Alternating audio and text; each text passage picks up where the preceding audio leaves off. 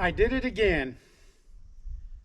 I started a repair and I forgot to invite y'all guys to come along with me.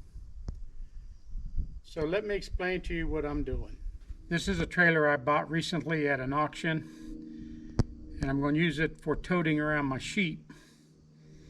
Now, I'd been sitting for a long time, and before I moved it off the auction site, I went ahead and put some tires on it, and I realized there was a lot of slop in the wheel bearings. Also, the trailer wiring is shot. So I limped her home, and I'm repacking the wheel bearings, and I'm going to rewire the trailer. So I'll do those in two separate videos. So let's get started. The single most important thing about doing wheel bearings is cleanliness. And I'm thinking that's where a lot of people go wrong. I'm on different Facebook groups or different groups on the internet. One of them is a travel trailer group. And I just put grease on that surface here, not on purpose. But one of the groups is a Jayco travel trailer group. And they're always talking about how often do you change wheel bearings or how often do you grease your wheel bearings. And common answer I hear a lot is yearly. But there's just as many posts on that group of people showing their travel trailer on the side of the road where the wheel bearing is seized up. So I just find it interesting that I've been working on ranch equipment and owning a bunch of equipment. I've worked on some as a mechanic many places. I don't think repacking the wheel bearings yearly was something we did on purpose.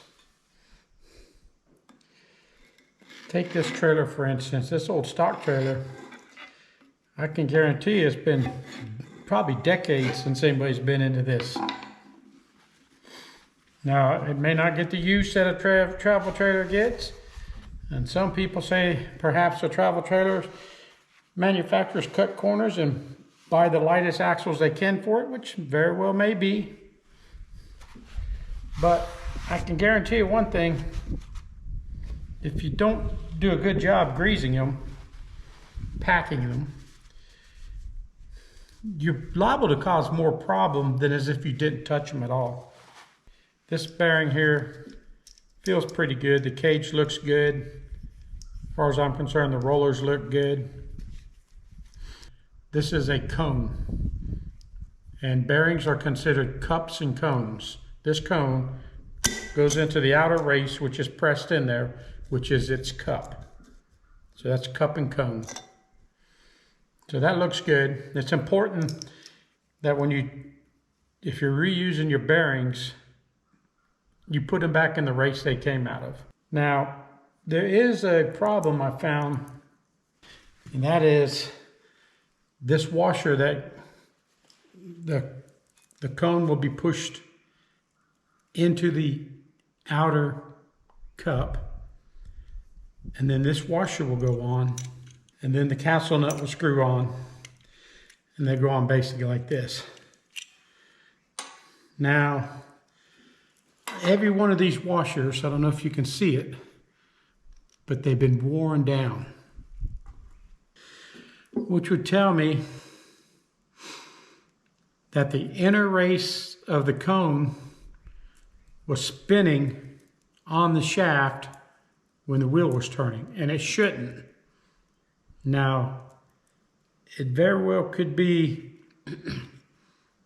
that happened sometime before, and they just reused the washers. So let's take this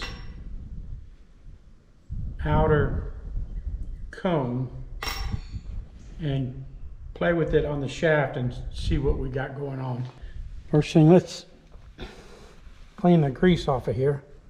Now, it's not galded, and galded I mean the spinning race on the shaft, because the race is not supposed to spin on the shaft, creates heat between the two, and they try to weld to each other.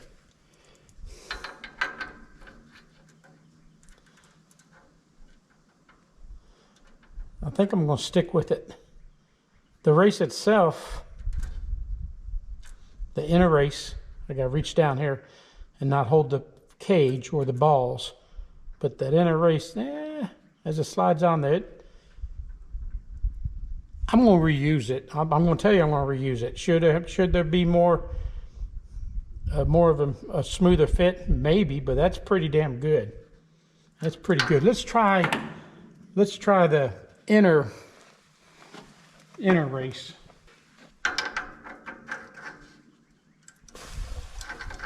I'm going to say the inner race's fit is about the same, but I have no indication that the inner race was spinning. None at all. I mean, it's dirty. It's not perfect. Well, it's not galded though. It's smooth as can be. It feels like a machined surface, and there's a step there for where they didn't machine this part, but this part was machined. So there's a little bit of a line you can see right here. You can barely feel it. So for me, and the fact that I own it, I'm going to not worry about it. If it was a customer's, would tell them about it and tell them to keep an eye on it and give them the choice whether or not they want to replace the axle or have a, I think they need to replace the axle. I don't know that they could weld a new spindle on this one. But to me, I wouldn't do it. I mean, everything actually feels good. What I need to do is part of my process. This all needs to be cleaned all the way in here, and I need to clean all of this off. Brush these spider webs out of here, clean it, blow it off, wearing a mask when I'm blowing it, and then clean it with some solvent. You get it perfectly clean. Cleanliness is the most important part of any job that involves opening up bearings and greasing them. Sand is very abrasive, one of the most abrasive things on earth. If you allow grit, dirt, sand to get embedded in your project and your grease, it's just going to wear. So first thing I'm going to do is I'm going to remove all the old grease from here and from the shaft, and I'm going to wash everything with the solvent. And then I'm going to pack the bearings. I'll show you how I do that. And I pack them by hand, and I don't wear gloves. Right now I can do this and I don't feel any grit on my hand. If I had gloves on, I wouldn't be able to feel if there's grit on my hands. You're going to have packed bearings, and you're going to have packed grease in the voids inside the hub. If not, you're liable to get water in the hub one way or another. I mean, things happen, and that lack of grease in there will help accelerate rust or damage to the bearings. So everything packed real good. I'm going to grease my bearings. This is an unopened old tube of grease, so it's kind of nasty on the outside, so I need to make sure I don't get any of that nastiness in the grease itself. So I'm going to put a little bit of grease on the palm of my hand. I'm going to take the bearing, going from the narrow end of the cone. I'm going to take a little bit of that grease and just start pressing it in between the cage, the race, and the rollers.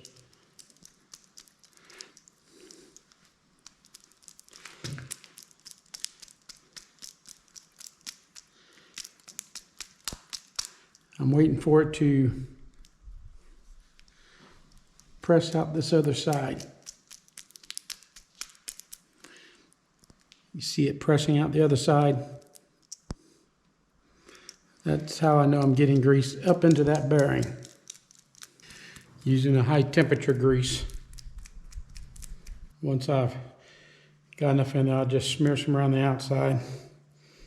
Set on a paper towel or wrap it in something to keep it clean, and do the other bearing. I mentioned earlier, packing the hub with grease doesn't necessarily mean to pack it completely full, but get some grease down inside that hub. The rear bearing needs to be set in. I start the seal in to be a high side that's not started yet. I tap it. A lot of times I want to walk its way out, so I'm just going to go around it, hitting on the edge here, not in the center.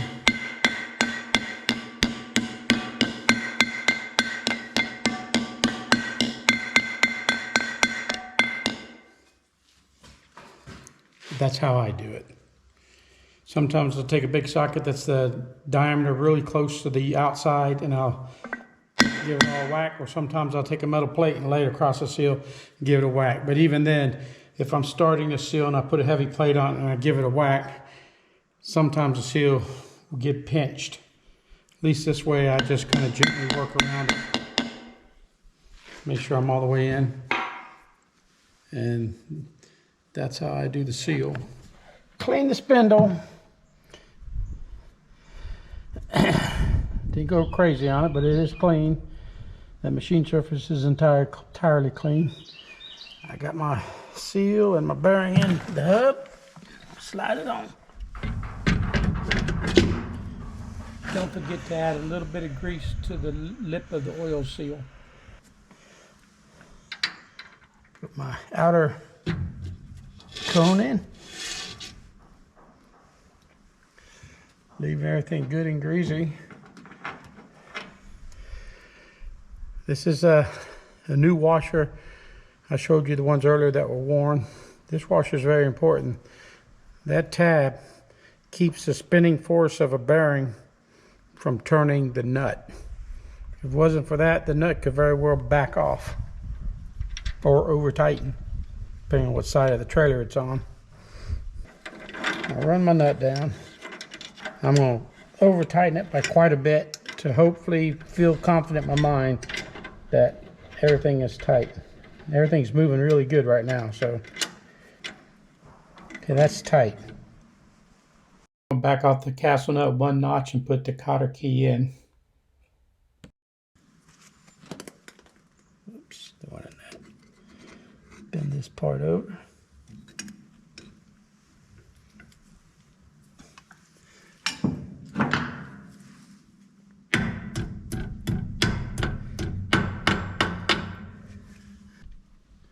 Like I said, cleaning this, that screwdriver was dirty and almost used it. We'll tap this part of it. All right, tap the cap back on.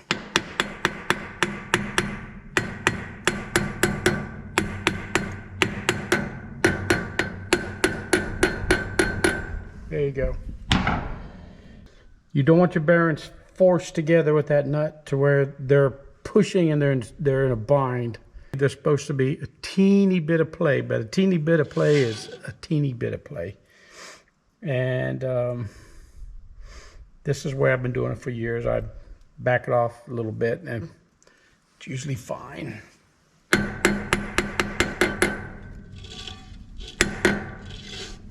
Make sure that cap's on all the way. If there's any resistance in trying to spin the wheel like that, take apart, figure out either the brakes are dragging or the nut's too tight or something.